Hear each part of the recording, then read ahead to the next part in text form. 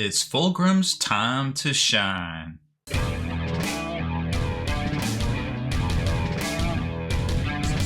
Spiky bits. Welcome back, Hobby Maniacs. I'm Rob Bear from SpikyBits.com, and it's time. Fulgrim is finally here in plastic, and well, it's got everybody talking, that's for sure. Now, it's been about 8 years since somebody at Games Workshop actually told me that they had a model for him, and he would be out soon. 8 years. Soon. It's been 84 years. A lot's happened in the past 5 years, so we'll give them a break on that one. And nowadays, I have a lot more moles, so to speak, at the Games Workshop home office. But all of that aside, I think this model will be incredibly popular with everyone out there. So let's jump right into it. Let's unbox it. I imagine it's gonna be really interesting once we dive in and take a look at it, because judging by how much this box weighs, it doesn't weigh that much for 170 bucks. Ooh. So here he is, the new Fulgrim model. Now this bad boy is $170, like I alluded to, just like the other Daemon Primarchs. But the first thing I noticed when I picked it up was, oh my gosh, it's so light. Like I can't even imagine how many sprues or lack of sprues in here. But I can't imagine we're gonna see a lot once I get this box open. It always cracks me up when it comes to Games Workshop's pricing, because in a lot of cases it doesn't quite make any sense from the material standpoint. It's obviously like, what does the model do in the game, and you know, how many are you projected to buy basically. Probably only need one Fulgrim, which I get, but I mean, one sprue of material is one sprue of material, you know what I mean? So I get it when it comes to that kind of comparison, but sheesh, man, it doesn't make it any easier this day and age, that's for sure. So once you get it open, yep, it's only 2 sprues, and if I had to guess, this is probably 130 millimeter round base, which I'll check on here in a second, and then of course the instruction manual. So I did want to talk about pricing a little bit more real quick. Let's start with this guy. So this is the Primarch, Fulgrim, the Primarch of the Emperor's Children Legion, right? And this was the forge-rolled character model that came out, I want to say roughly 2014, but I might be slightly off on my timetable. It could have been sooner or later. Who knows? Time is irrelevant anymore. It's a really neat resin kit from Forge World, or I guess just Games Workshop now, and it's an Expert over 15 kit. And it's got this neat little feature to, you can slide in the miniature and things, and if you drill and put magnets right here, I think this one will magnetize. I think you can do it, so it will, as long as you don't glue it on there. But this miniature right here is $128 from Games Workshop. Now, when these first came out, they were roughly $70, $75, $79. But in the 10 years since, it has gone up almost $50 a model. And then 2 years ago, we saw this little guy right here, which is Fulgrim Transfigured from Forge World. This is their new line where they're going back through and redoing all of the miniatures from the Primarch series into, you know, new, bigger, and better, basically what they turned into. So we didn't have a Demon Prince Fulgrim, so here he is. But this guy is $275, and that is not 130 millimeter base. If I had to guess, I would say that's an 80 millimeter base. But I did check, and the one that comes with the plastic one is 130. So just to give you an idea of pricing leading up to the plastic kit, which like I said is $170 now, that's kind of where we stand. If you want a Fulgrim model from Games Workshop, that's where we're at. Now let's take a look at how they engineered this bad boy, which always tends to fascinate me, of course. If I had to guess, I would say there's going to be a lot of hollow areas in here for sure, and then you can see it's a 130. So that's what it's kind of looking like here. Very similar to Marathi from Age of Sigmar. In this build here, it went together pretty much the same with a couple of little nubs and things to line things up. The key to Marathi, and as I suspect will be the case with this one too, is when you're gluing it, if you're using the little plastic glue, you want to kind of squish everything together to kind of get it all jammed in there and get it a nice fit so it starts drying right away with the plastic glue and such. With regular glue, you're not going to have that much time, and you got to be very specific. And one little nub or one little burr is going to throw off your whole assembly all the way up, so be super careful of that. And then they've got these little different parts right here that kind of insert into the fin areas. Then it just starts building up into the torso. Like I said, all of this is hollow, which is just crazy to think about, that they're able to engineer it like that, and that it doesn't present that big of a problem when it comes to weight distribution and things. And then you start to build up, I guess it's not a insect, so I don't want to say thorax, but maybe that's the incorrect part, but the torso into the lower torso into the upper torso. And then it doesn't look like there's a whole lot of optional parts here. All of the hands and everything are a specific way. This looks similar to the Primarch build, where you've got different pieces on the outside of the arms, and then getting it all built up together. It looks like he has these capes, and they kind of have like a little gap in there. And if I had to suspect, it's because the power pack and the wings, yeah, are their own assembly too, and then they just kind of are gonna lock in. That's really weird. We'll have to. I don't know if I like that. Yes, they do. Don't really see another. No, they just stay loose. They just stay open. Okay, so that whole area right there is open. Then going from there, it's got the similar hair assembly to the avatar that we saw, where it's got a top and bottom, and then his horns and things attached onto there.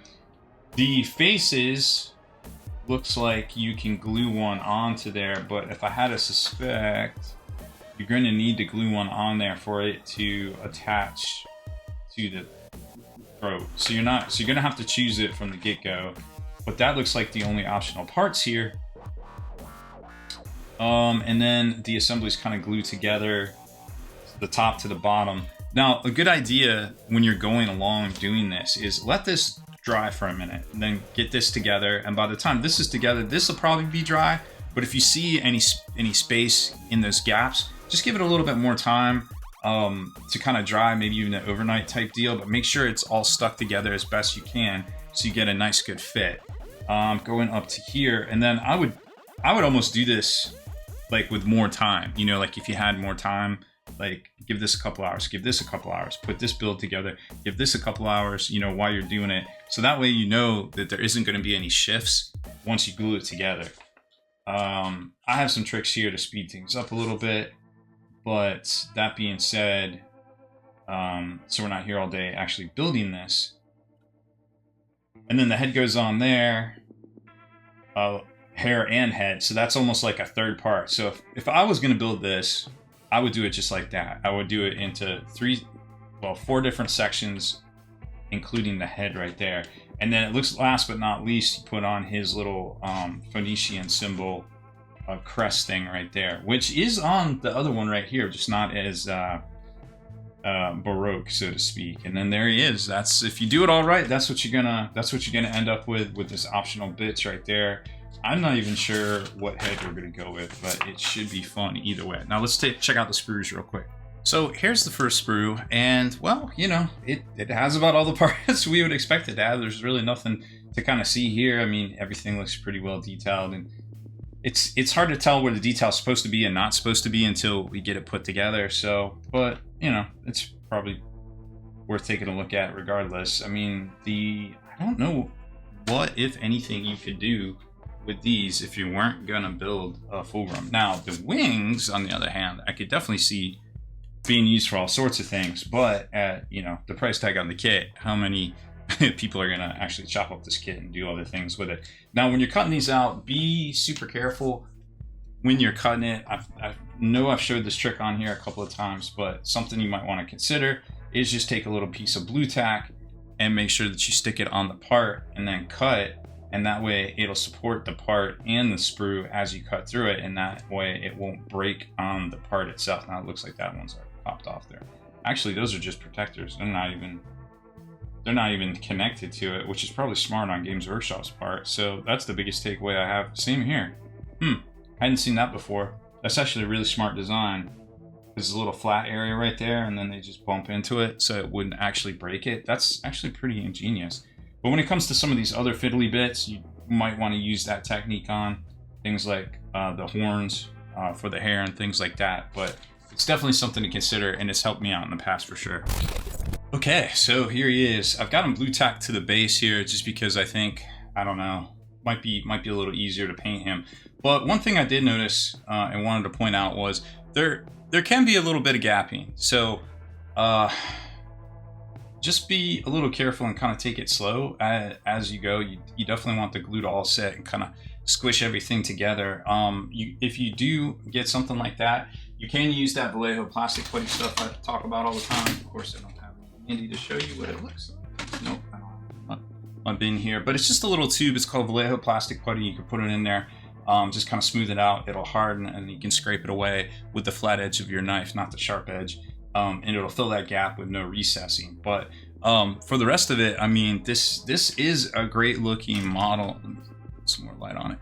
This is a great looking model. I mean, comparatively to the other Primarchs, I mean, he's definitely up there with them size wise. Like, and we have a picture where I already put them all together. So I'm sure we're going to show you that here shortly. But here you can see Magnus. He's about the same height.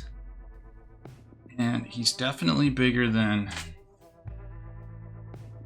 big guy right there, of course, which not surprising because he's kind of hunched over, getting ready to do his little jump pose. And then Mortarion, you can kind of get the comparison there. Curiously, they're all on 80 mil bases, I believe, and he's on that 130, which I might be why they did it, or I have another theory.